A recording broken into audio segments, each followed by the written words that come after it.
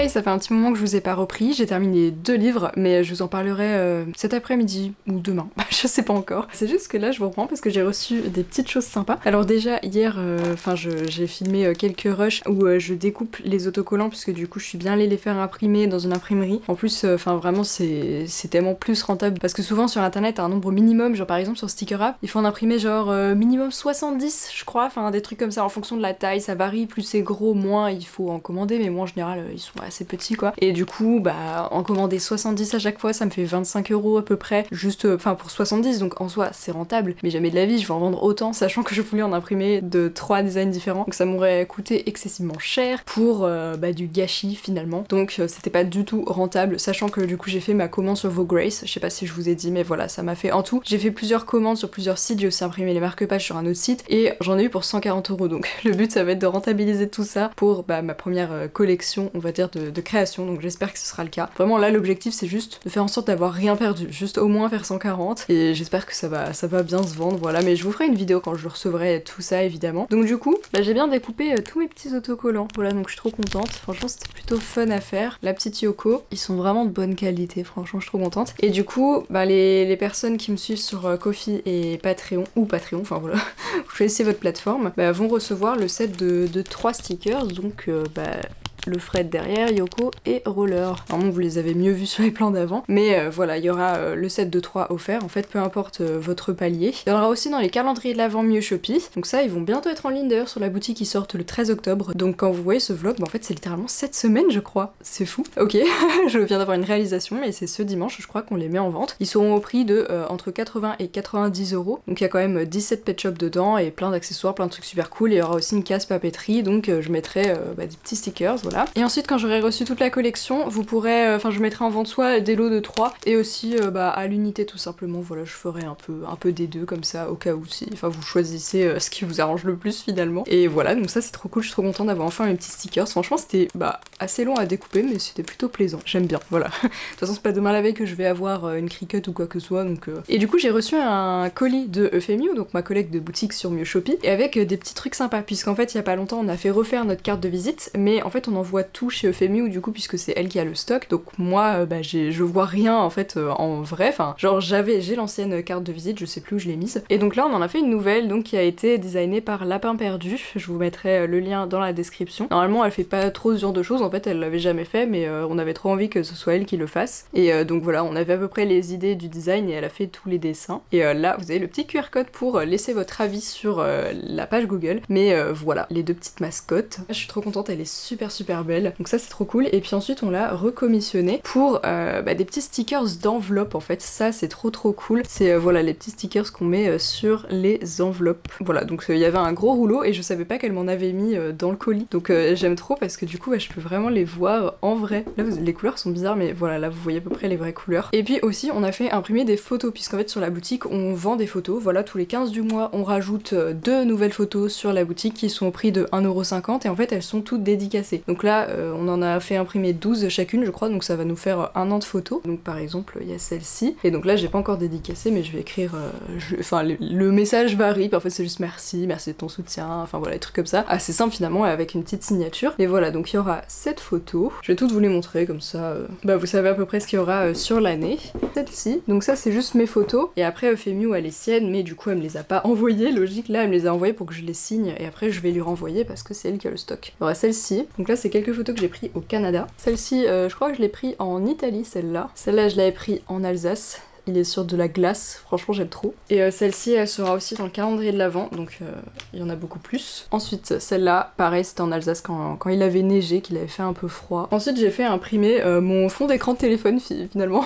Genre c'est toute ma collection que j'avais mis au sol, et donc c'est mon fond d'écran à pas mal d'endroits. Et je me suis dit pourquoi pas l'imprimer, en vrai ça fait une photo assez cool, il y a vachement de détails, voilà. En vrai ça ferait un joli poster aussi, je me dis. Ensuite celle-là je l'avais pris en Irlande. Celle-là je sais plus, je crois que je l'ai pris à Angers, voilà.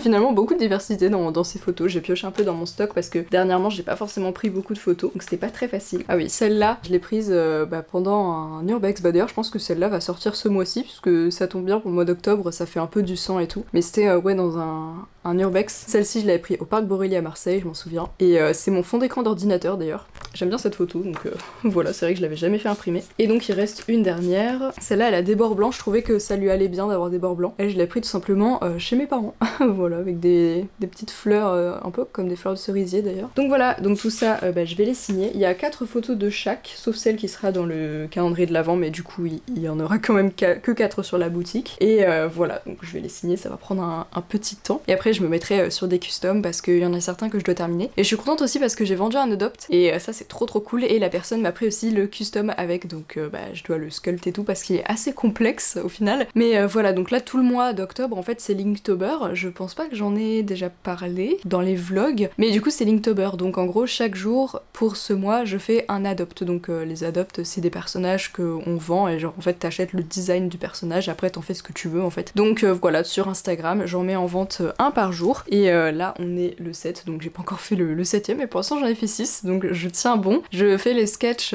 en avance, comme ça j'ai déjà l'idée et déjà la posture du personnage et tout, donc j'ai juste à liner et faire la couleur, ce qui est déjà long en vrai, mais trouver l'idée et tout c'est ce qui demande le plus de cerveau. Donc je préfère le faire en avance, comme ça je suis à peu près sûre de tenir les 31 jours comme ça. Enfin franchement ce serait la première fois que je finis Linktober, mais bon on va pas trop s'emballer, ça fait même pas une semaine. Mais voilà, j'aimerais bien le terminer pour une fois, ce serait vraiment cool. Et voilà, sinon elle m'a envoyé des petits pet shops que je lui avais demandé de me mettre de côté, mais bon là je vais signer les photos. Et puis voilà, et puis aussi samedi on a fait une convention, on est allé à la Paris Manga, parce que c'est vrai que ça m'a pas du tout tilté, je voyais des stories et tout sur ça, d'artistes qui y vont, qui montraient leur stand et tout, mais genre j'ai pas du tout tilté, je me suis pas dit que maintenant on habitait vraiment pas loin, enfin on habite à 1h15 de Villepinte, donc c'est beaucoup moins loin que quand on était en Alsace ou quand j'étais à Marseille. Donc globalement avant on allait juste à la Japan Expo de Paris, et encore pas tous les ans, donc les conventions à Paris on les faisait pas quoi, c'était un peu loin et puis fallait payer l'hôtel et tout, enfin voilà, donc ça fait beaucoup de frais, alors que là c'est juste un aller-retour de voiture finalement, donc c'est plus facile. Mais j'ai pas du tout tilté, et heureusement mon copain m'a fait tilter en mode ce serait cool et tout, et franchement oui c'était très cool. Et donc j'ai acheté quelques petites choses, mais je vais vous les montrer plus tard parce que du coup je les ai pas sur moi, enfin je vous les montrerai sûrement dans le rush d'après. Voilà, j'ai pas acheté grand chose en vrai, mais voilà, je vous les montrerai quand même juste pour faire de la petite pub aux artistes, donc voilà.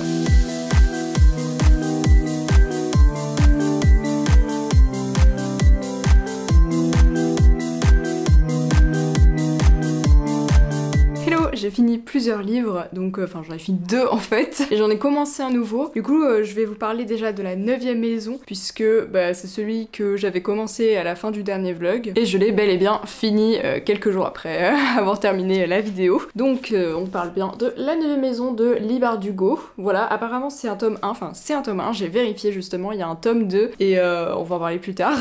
La 9ème maison, ça parle, alors j'espère que je vais pas oublier des détails, enfin ça remonte pas tant que ça, mais ma mémoire est vraiment très défaillante. Du coup, la 9ème maison, on suit une fille qui s'appelle Alex Stern et qui est étudiante à Yale en fait, mais qui est pas vraiment étudiante de son plein gré, on va dire qu'elle a été recrutée par le doyen de la fac, qui s'appelle Sando, et parce qu'en fait elle a une particularité, c'est qu'elle peut voir les fantômes, qu'ils appellent les gris en fait, parce que les fantômes sont en noir et blanc, mais elle les voit comme si, enfin elle les voit tout le temps en fait, comme si c'était des vraies personnes qui font partie de la vie et tout, sauf que normalement t'es pas censé les voir comme ça. Le commun des mortels peut les voir en buvant un genre de potion qui peut te faire crever à chaque fois que tu la bois. Voilà, juste rien que ça quoi. Mais elle les voit naturellement. Et en fait ça lui pourrit un peu la vie, elle a déjà eu plusieurs traumatismes à cause de ça, et de toute façon sa vie est remplie de traumatismes en fait. Elle est complètement en dépression, elle ne sait pas quoi faire de sa vie et elle pense qu'elle n'a aucun avenir et tout. Mais voilà, elle a été recrutée par ce mec là en lui promettant une scolarité à Yale, mais que en même temps elle allait travailler dans la 9ème maison, parce qu'en fait à Yale il y a des sociétés secrètes, ils appellent ça comme ça, voilà. C'est 9 sociétés qui ont été bâties, en fait c'est comme des tombeaux qui ont été bâtis sur des Nexus comme ils appellent, et donc en fait tout ça c'est ce qui apporte de la magie. Donc chaque maison a une magie particulière qui sont décrites à la fin du bouquin. Enfin, il y a des notes et ça te dit quelle maison a quel type de magie. Voilà, la 9ème maison elle a pas de magie particulière en fait, genre elle est un peu particulière on va dire, et donc Alex rejoint cette maison, et en fait j'ai l'impression que leur but c'est un peu genre de faire la protection on va dire par rapport aux autres maisons. Ils doivent un peu contrôler, parce que tous les jeudis soirs en gros les maisons font des rituels pour un peu travailler leur magie magie, et puis en fait leur puissance baisse un peu parce que au fur et à mesure du temps la magie baisse aussi. Mais voilà, en fait il y a plein d'informations qui sont données tout au fil du bouquin, donc quand on commence l'histoire, on est vraiment tout de suite dans le bain avec Alex et son mentor, du coup on va dire, qui s'appelle Darlington et qui en fait a disparu au début du roman. Voilà. En fait il y a beaucoup de flashbacks, donc on a l'impression qu'il fait partie de l'histoire, et enfin il fait partie de l'histoire dans les flashbacks, mais au moment où on en est dans la temporalité, il a disparu en fait. Et le but pour Alex, c'est de le retrouver, de faire en sorte qu'il revienne, parce que on sait pas encore au début du bouquin comment il a disparu, ça c'est dit plus tard, donc no spoil. Mais voilà, il y a un moyen apparemment de le faire revenir, et on sait pas comment, mais voilà, donc toute l'histoire c'est à peu près sur ça. Mais il y a aussi comme une double enquête, parce que il y a une fille qui s'appelle Tara Hutchins qui est retrouvée morte, assassinée en fait, pas loin d'une des maisons, et un jeudi soir, donc le soir où il se passe les rituels en fait des maisons, enfin des sociétés secrètes. Donc Alex, elle fait tout de suite le lien, elle se dit mais elle a été retrouvée pas loin de l'université, ou dans l'université même, je ne sais plus, et en plus il y avait un rituel ce soir-là, sauf que la police ne veut pas vraiment faire le lien. En fait le commun des mortels, on va dire, ne sait pas vraiment que la magie existe, hein, il me semble. C'est juste qu'il y a un flic en particulier qui s'appelle Turner, et qui lui est lié à ça en fait, genre c'est son poste spécial, c'est de faire le lien entre les gens normaux, les moldus quoi, et ceux qui savent que la magie existe et qui la pratiquent. Donc en fait il est en lien avec le doyen Sando, etc. Et lui il va tout de suite se dire non mais c'est pas de la magie, juste elle s'est fait assassiner par son mec pour des histoires de drogue, etc. Et Alex elle a pas mal baigné là-dedans avant d'aller à Yale et tout, donc voilà, elle connaît vachement le milieu et tout, mais même elle a un pressentiment, elle se dit que c'est pas juste son gars qui l'a assassiné comme ça. Donc voilà, du coup elle va enquêter de son côté, et en fait c'est vraiment un thriller, hein, parce qu'au début quand j'ai commencé je savais pas du tout que c'était ça, mais après j'ai vu sur Livre Addict du coup les genres, je crois que c'est fantasy et thriller. Donc franchement oui, c'est vraiment une enquête, mais c'est hyper passionnant parce que j'avais jamais lu, je crois, d'enquête policière en lien avec de la magie. Enfin je sais pas, ça me dit rien comme ça, j'ai l'impression que j'ai jamais lu ce genre de livre, mais franchement c'était hyper passionnant, parce que même psychologiquement, genre en fait l'héroïne qu'on suit, elle est pas banale quoi, parce que en fait elle a pas de but dans la vie, enfin vraiment, genre elle est différente des autres, elle a ça par rapport aux autres, c'est qu'elle elle voit les fantômes, donc c'est en ça qu'elle est intéressante, mais en soi, enfin elle a zéro ambition, elle a rien envie de faire de sa vie, enfin elle fait n'importe quoi en fait. Puis elle est surtout même en échec scolaire, genre elle s'est retrouvée à Yale, elle sait même pas comment, parce que jamais elle aurait pu rentrer dans cette école et tout. Elle voit à peine sa mère, enfin elle a pas de bonnes relations avec des gens, elle a pas d'amis en particulier, etc. Enfin bref, en gros c'est un peu la déchéance sa vie actuellement, et même enfin tout le long du bouquin elle voit pas forcément d'évolution par rapport à ça. En fait elle a pas vraiment d'évolution comme ça, mais elle est quand même fidèle, enfin elle respecte le poste qu'elle doit faire, etc. Bref, il y a aussi ce truc où elle vient des bas-fonds de la société, on va dire, genre sa mère elle avait pas d'argent ni rien, enfin jamais elle aurait pu aller à Yale, puisqu'en plus je crois que c'est payant quoi, donc enfin logiquement, et elle se retrouve là, elle sait même pas trop comment quoi, enfin elle a failli mourir en plus et c'est à ce moment-là qu'elle s'est fait recruter par le doyen. Et à côté de ça t'as tous les étudiants qui font partie des maisons, enfin des sociétés secrètes, c'est un peu genre des gosses de riches et tout, enfin ça se voit, eux ils font tout le temps des soirées, enfin vous voyez comme dans les soirées, enfin dans les séries Netflix vous voyez le genre les grandes écoles avec que des gosses de riches qui font plein de soirées avec de la drogue, etc. et qui se sentent plus pissés tout simplement, genre ils pratiquent des rituels qui sont beaucoup trop puissants et qui ne peuvent même pas vraiment maîtriser en fait. Enfin voilà, il y a tout ce parallèle où elle est en mode mais où est-ce que je me suis retrouvée en fait. Mais c'était assez dense, il y avait plein d'informations, franchement c'était hyper cool, les personnages sont hyper attachants en vrai, peu importe les personnages, et la fin, en fait la fin c'est un peu la même que une fin d'une autre saga, mais je peux pas le dire sinon c'est du spoil, mais vraiment j'ai fait le parallèle direct et je me suis dit du coup que le tome 1 se suffisait à lui-même, parce que même sur le coup je savais même pas qu'il y avait un tome 2. Du coup je sais pas si je vais lire le tome 2, en vrai j'ai bien envie parce que l'histoire est assez dense et tout, mais je me dis mais qu'est-ce qui va se passer dans le tome 2, genre je sais pas, mais pourquoi pas en vrai continuer, parce que c'était vraiment cool et c'était très passionnant, et je savais pas que c'était l'autrice de la série Grisha et tout, enfin j'ai jamais lu cette série, je sais que c'est très très connu et tout, donc franchement si vous avez aimé ça j'imagine que vous allez aimer aussi la 9ème maison, je sais pas, en tout cas vraiment c'était trop bien. Mais franchement voilà, si vous avez la flemme de lire des sagas par exemple, je trouve que ce tome il est vraiment suffisant, il n'y a pas forcément besoin de lire le 2, enfin ça se trouve le 2 va être super bien aussi, mais voilà, enfin c'est pas, je trouve qu'il est très bien comme ça en vrai. Il n'y avait pas forcément besoin d'une suite parce que la fin est quand même assez évocatrice on va dire, donc voilà. Et ensuite j'avais pris un livre à la bibliothèque, je vous l'avais montré, donc c'est L'horloge à l'envers, le diable noir de Anne Pouget. Voilà, c'est un tout petit livre, enfin un tout petit livre, il fait genre 200 et quelques pages, donc en vrai c'était rapide, en 2-3 jours c'est plié.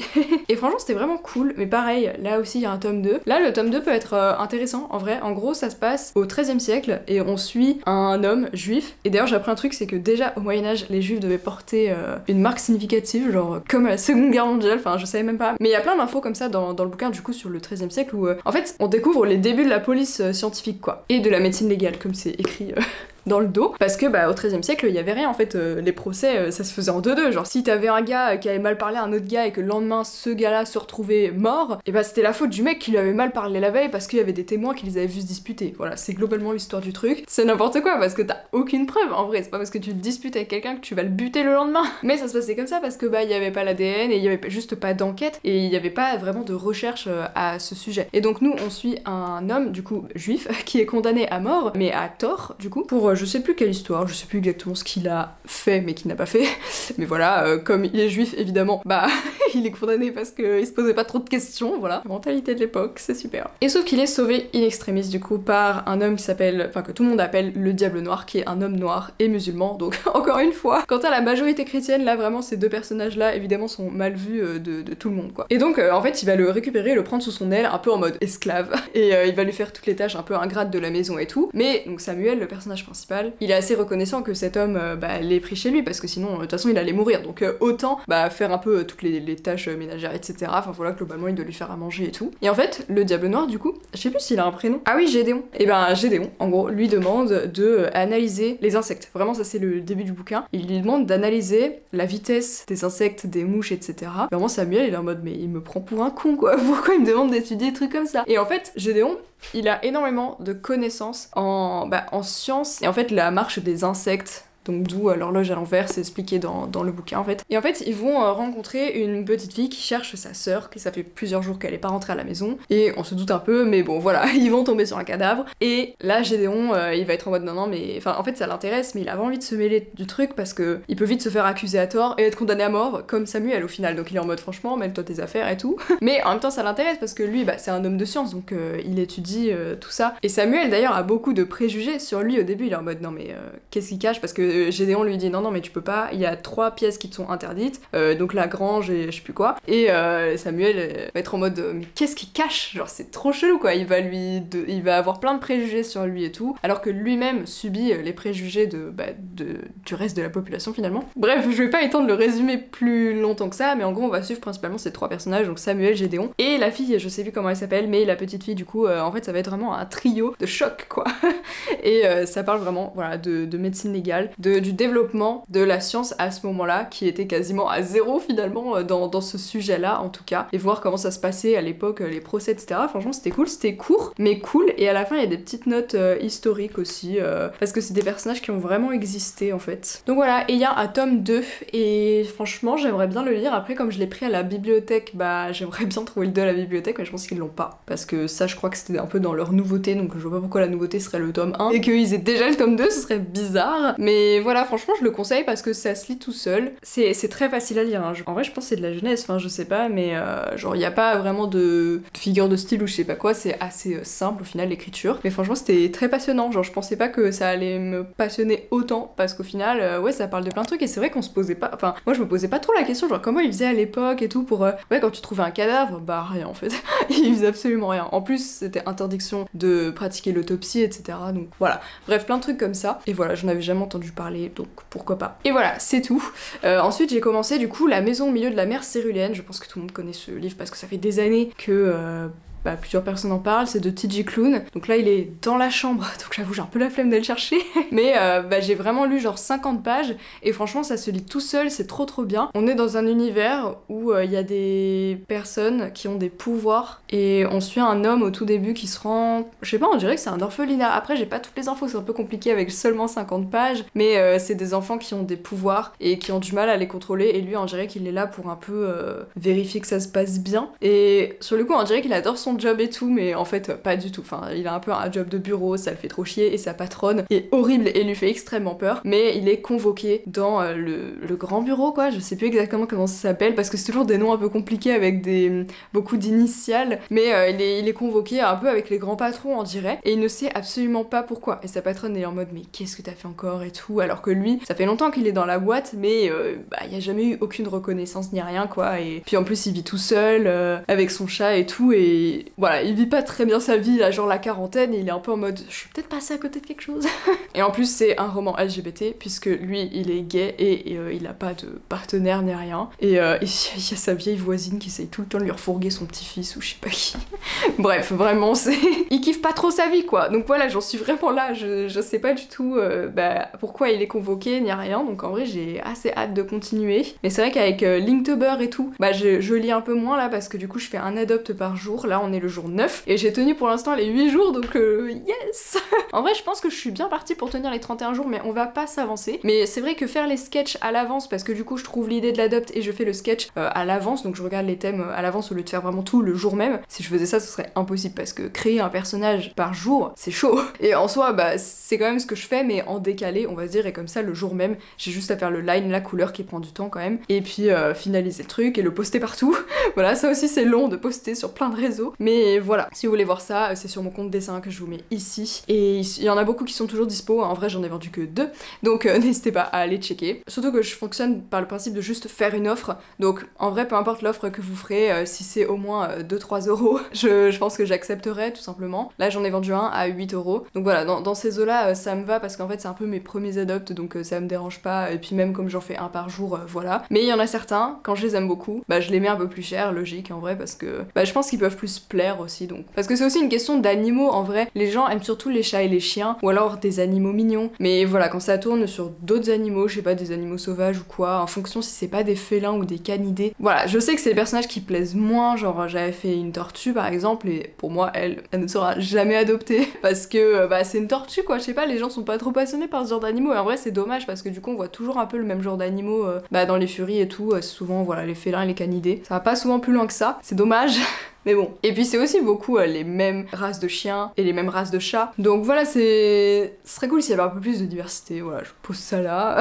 Mais voilà, je pense que je vais conclure ce vlog en vrai. J'espère que ça vous a plu. Je vais essayer de terminer le prochain roman, du coup la maison au milieu de la mer Cyrulène. Je vais essayer de le terminer pour le prochain vlog. Normalement la semaine prochaine vous aurez encore un vlog déménagement je pense, parce que je pense que j'ai encore de quoi faire un épisode 3. Et après je pense que ce sera le dernier épisode pour le coup. Voilà, je sais pas trop. Après je sais pas comment je vais combler parce que c'est vrai qu'un vlog par semaine pour moi c'est trop peu. Enfin je veux dire c'est trop et trop peu. Dans le sens où je lis pas assez vite pour... je lis pas forcément un livre par semaine. Ça dépend en fait la longueur du livre. Là c'est quand même une petite brique hein, donc bon je pense pas que je vais le finir en une semaine. Et 2 semaines c'est bien mais du coup faut que je comble avec une vidéo. Donc à voir si je change le rythme des vidéos de temps en temps ou si je trouve d'autres idées, j'en sais rien en fait. Voilà. Cette chaîne là c'est un à côté donc je peux pas non plus passer 1000 ans dessus. Et vu qu'il y a Linktober et tout que ça me prend pas mal de temps et que voilà, puis bientôt ça va être les vacances scolaires pour mon copain qui est prof. Donc on va sûrement pas mal sortir, faire des trucs, donc ça va me... Enfin, j'aurai moins le temps forcément. Donc voilà, j'espère quand même que ce vlog vous a plu. Si vous voulez me soutenir financièrement, vous avez Ko-fi ou Patreon avec plein d'avantages dessus, notamment mes adoptes en avant-première. Je poste des whips, les customs aussi de Michopi en avant-première, certaines vidéos en avant-première, notamment les vidéos déménagement. Et puis il y a plein de trucs en fait, il y a plein d'avantages, donc n'hésitez pas à checker ça, les liens sont dans la description. N'oubliez pas aussi de vous abonner à la chaîne, de laisser le petit pouce bleu et nous on se retrouve la semaine prochaine, samedi, pour une nouvelle vidéo. Bye tout le monde!